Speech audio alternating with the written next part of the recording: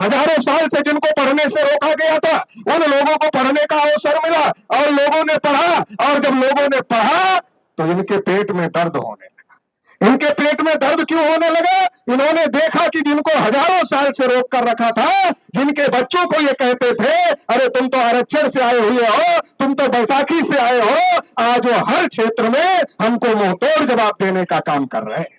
अभी यूपीएससी का जो रिजल्ट आया, यूपीएससी के रिजल्ट में हमारे बच्चों की जो मेरिट थी लिखित में, वो इनसे ज्यादा थी, लेकिन प्रैक्टिकल में कम नंबर देकर, वाइवा में कम नंबर देकर, इंटरव्यू में कम नंबर देकर उनको पीछे करने का काम किया गया।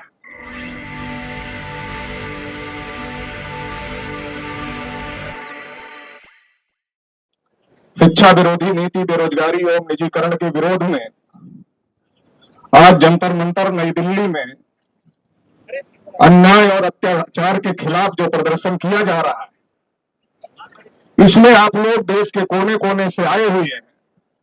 तो देश के कोने कोने से आए सभी साथियों का हम हार्दिक स्वागत और अभिनंदन करते हैं। आज इस आंदोलन का नेतृत्व कर रहे आदरणीय वामन मेश्राम साहब भी हम लोगों के बीच में उपस्थित हो चुके।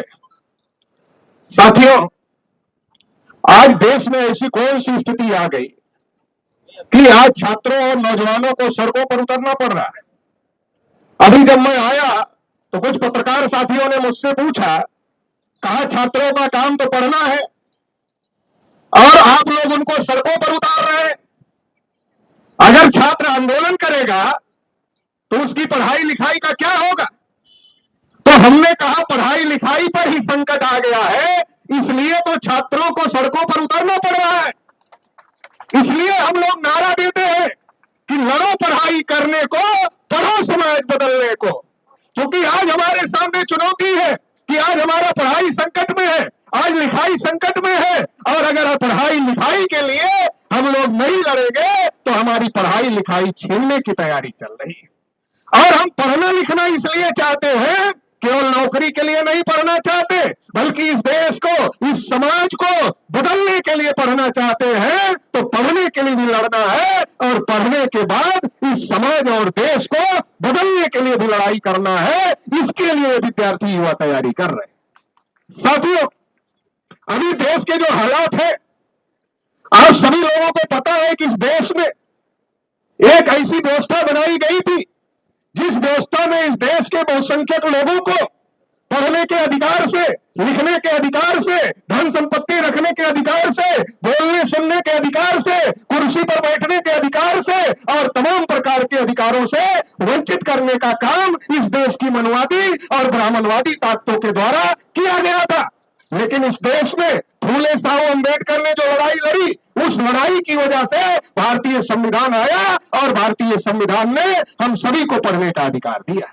बाबा साहब अंबेडकर ने कहा शिक्षित करो, संगठित करो, संघर्ष करो। हमारे लोगों ने पढ़ा क्योंकि पढ़ने का अवसर मिला। हजारों साल से जिनको पढ़ने से रोका गया था, उन लोगों को पढ़ने का अवसर मिला और लोगों ने पढ़ा। और जब लोगों ने पढ़ा तो इनके पेट में दर्द होने लगा। इनके पेट में दर्द क्यों होने लगा? इन्होंने देखा कि जिनको हजारों साल से रोक कर रखा था, जिनके बच्चों को ये कहते थे अरे तुम तो आरक्षण से आए हुए हो, तुम तो बैसाखी से आए हो, आज वो हर क्षेत्र में हमको मुंह तोड़ जवाब देने का काम कर रहे हैं। अभी यूपीएससी का जो रिजल्ट आया, यूपीएससी के रिजल्ट में हमारे बच्चों की जो मेरिट थी लिखित में, वो इनसे ज्यादा थी, लेकिन प्रैक्टिकल में कम नंबर देकर, वाइवा में कम नंबर देकर, इंटरव्यू में कम नंबर देकर उनको पीछे करने का काम किया गया। तो आप लोगों ने एकलव्य की कहानी सुनी होगी। एकलव्य जब गुरु द्रोणाचार्य के पास जाते हैं, गुरु द्रोणाचार्य को पूछते हैं कि गुरुजी हमें धनुर्विद्या सीखना है, तो गुरु द्रोणाचार्य कहते हैं कि तुम्हारा कुल क्या है, तुम्हारा गोत्र क्या है? और जैसे एकलव्य अपना कुल गोत्र बताते हैं, द्रोणाचार्य कहते हैं तुम्हारे लिए धनुर्विद्या नहीं है। और जब एकलव्य स्वतः अभ्यास करते हैं, स्वतः प्रयास करते हैं और दुनिया के सबसे बड़े धनुर्धर बन जाते हैं, तो द्रोणाचार्य उनके पास जाते हैं और कहते हैं गुरु बाना, तो गुरु दक्षिणा नहीं दिया और एकलव्य को अंगूठा कटवा लेते हैं। मुझे नहीं पता कि द्रोणाचार्य शाकाहारी थे कि मांसाहारी थे, लेकिन अंगूठे से अगर वो मांसाहारी भी होते अगर ये मांसाहारी भी होते तो अंगूठे में इतना मांस नहीं होता है कि उससे उनका पेट भर जाता। इसका मतलब खाने और चबाने के लिए, भूख शांत करने के लिए अंगूठा नहीं काटा गया। फिर ये अंगूठा क्यों काटा गया? अंगूठा इसलिए काटा गया कि इस देश में मूल निवासी बहुजन समाज में एक एकलव्य पैदा हुआ है। ये हजारों लाखों एकलव्य पैदा करेगा, और ये हजारों लाखों एकलव्य अगर पैदा हो जाएंगे तो ये इस देश में हमारी गुलामी को बर्दाश्त नहीं करेंगे और गुलामी की बेड़ियों को तोड़ देंगे। आज जब देश में चाहे विधायिका हो, चाहे कार्यपालिका हो, चाहे न्यायपालिका हो, चाहे मीडिया हो, जब हर क्षेत्र में इन लोगों ने 3.5% के लोगों ने कब्जा किया हुआ है, लेकिन हमारे छात्र नौजवान पढ़ाई में हर जगह टक्कर देने का काम कर रहे हैं, इनकी चूल्हे अंदर से हिल गई। ये घबरा गए हैं, ये बौखला गए हैं, इनको समझ में नहीं आ रहा क्या करें, कैसे रोका जाए। ये तो हर क्षेत्र में मुकाबला कर रहे हैं, मेरिट में भी मुकाबला कर रहे हैं, हर जगह मुकाबला कर रहे हैं। कब तक दुराचारी बन के इनका अंगूठा काटा जाए? बड़ा संकट पैदा हो गया है। कब तक प्रैक्टिकल में कम नंबर दिया जाए? कब तक इंटरव्यू में कम नंबर दिया जाए? कितना कम दिया जाए? कम देने के बाद भी आगे जा रहे हैं। तो अभी ये लोग हमारी जड़ों में गर्म पानी डालने की तैयारी कर रहे हैं, और इसके लिए पूरे देश भर में स्कूलों को बंद करने का काम किया जा रहा है। सरकारी स्कूलों में कौन लोग पढ़ते? सरकारी स्कूलों में किसके बच्चे पढ़ते? सरकारी स्कूलों में हमारे मूल निवासी बहुजन समाज के बच्चे पढ़ते हैं, और इसलिए सरकारी स्कूलों को बंद किया जा रहा है। और शिक्षा के निजीकरण को, शिक्षा के बाजारीकरण को बढ़ावा दिया जा रहा है, शिक्षा को व्यवसाय बनाया जा रहा है। सरकारी स्कूल कम होते जा रहे हैं, प्राइवेट स्कूल बढ़ते जा रहे हैं, प्राइवेट कॉलेज बढ़ते जा रहे हैं, प्राइवेट यूनिवर्सिटियां बढ़ती जा रही है, डिग्रियां बांटी जा रही है। रोजगार का कहीं अता पता नहीं है। नौजवान डिग्री लेता है, डिग्री लेकर घूमता है, फिर प्रदर्शन करता है, फिर यही सरकार चलाने वाले लोग उनके ऊपर लाठी चलाने का काम करते हैं। अभी यहाँ भी कुछ पुलिस वाले अनाउंस कर रहे थे, कह रहे थे कि यहाँ से निकल जाओ, अच्छा नहीं होगा। अरे अच्छा तो तुम्हारे लिए नहीं होगा। हवा को कोई रोक नहीं सकता, पानी को कोई रोक नहीं सकता, और नौजवानों के वेग को कोई दुनिया की ताकत नहीं रोक पाई है। ये जो सरकार है ये भी रोक नहीं सकती है। ये नौजवान अगर खड़ा होगा इस देश में, तो इस देश में परिवर्तन को कोई रोक नहीं सकता। साथियों, ये जो कर रहे हैं इसको हम लोगों को समझने की जरूरत है कि आज हमको प्राइमरी एजुकेशन से तो वंचित करना चाहते हैं, और हायर एजुकेशन और प्रोफेशनल एजुकेशन नहीं करके उससे भी हम लोगों को वंचित करना चाहते हैं, और तमाम प्रकार से नौजवानों का शोषण करते हैं। कभी पेपर लीक के नाम पर, कभी भर्तियां निकालकर भर्तियां ना करके, ऐसे तमाम प्रकार से पूरे देश में नौजवानों का शोषण हो रहा है। क्योंकि ये जो सरकार है और जो सरकार का मुखिया है, इसकी तो खुद की डिग्री का पता नहीं। जिसकी खुद की डिग्री का पता नहीं है, उसको डिग्री कितनी मेहनत से मिलती है ये कैसे पता होगा?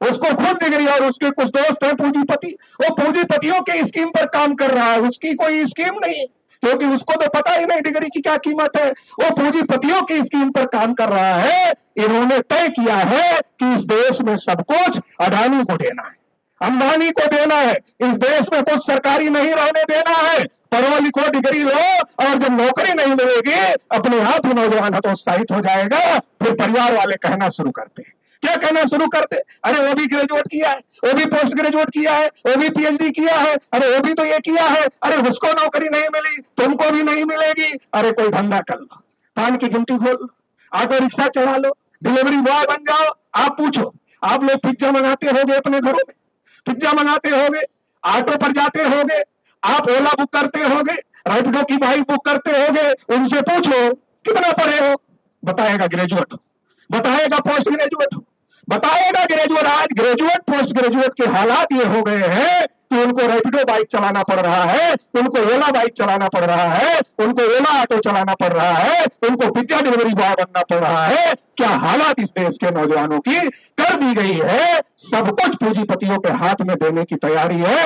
रोजगार खत्म करने का, आरक्षण खत्म करने का, एजुकेशन खत्म करने का बड़ा षड्यंत्र इस देश में चल रहा है। इसलिए ये लड़ाई केवल विद्यार्थियों नौजवानों की लड़ाई नहीं है, बल्कि इस देश के सभी लोगों की, जो चाहते हैं इस देश में शिक्षा सबको मिलनी चाहिए, रोजगार सबको मिलना चाहिए, सबका प्रतिनिधित्व होना चाहिए, सबका विकास होना चाहिए, उन सभी लोगों की ये लड़ाई है। इसलिए राष्ट्रीय पिछड़ा वर्ग मोर्चा की तरफ से इस लड़ाई को समर्थन देने के लिए मैं यहाँ आज आप लोगों के बीच में आया हुआ हूँ, और खुले तौर पर नरेंद्र मोदी को ये अल्टीमेटम देना चाहता हूं, अभी तो ये लड़ाई है, आगे और लड़ाई है। अगर अभी तुम्हारे कान तक आवाज नहीं जाएगी तो आने वाले समय में संसद पर आने का काम हम लोग करेंगे। तो इसलिए ये मत समझो कि अभी खत्म हो जाएगा मामला, ये लड़ाई आगे बढ़ाई जाएगी और इसके लिए हम लोग आने वाले समय में और ज्यादा मजबूती के साथ में इस लड़ाई को आगे बढ़ाने के लिए काम करेंगे। इस मौके पर इतना ही कहते हुए आप सभी लोगों ने मुझे सुना, इसके लिए आभार, धन्यवाद।